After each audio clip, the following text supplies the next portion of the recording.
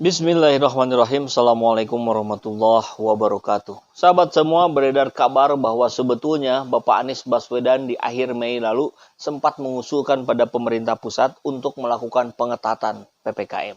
Tapi kemudian oleh pemerintah pusat ditolak karena mereka menganggap bahwa di Juni dan Juli ini grafiknya akan terus menurun. Tapi faktanya justru meningkat.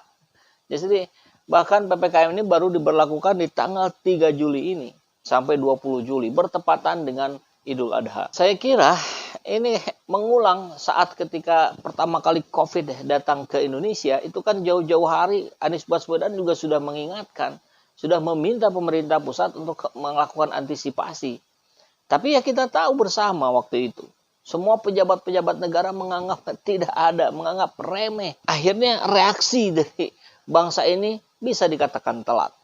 Nah, hari ini ketika ini dikatakan sebagai gelombang kedua, rupanya terjadi berulang. Ini bahkan pernyataan Pak Luhut itu di hari Kamis tanggal 1 Juli ya. Jujur kami tidak memprediksi setelah Juni tahun ini terjadi lonjakan lagi. Ini yang kami ketahui baru. Banyak ketidaktahuan kita mengenai COVID-19.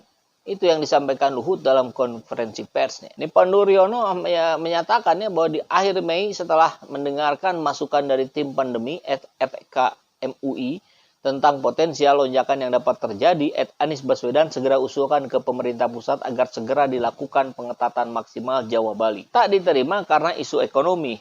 Ada KPCPen, tapi yang terpikir hanya pen. Begitu bunyi cuitannya. Ya, dengan alasan ekonomi kemudian pengetatan tidak dilakukan di akhir Mei. Bayangkan kalau pengetatan ini terjadi di akhir Mei, mungkin lonjakan hari ini tidak terjadi. Dan ini kali kedua membuktikan prediksi Anies Baswedan lebih tepat dibandingkan prediksi pemerintah pusat.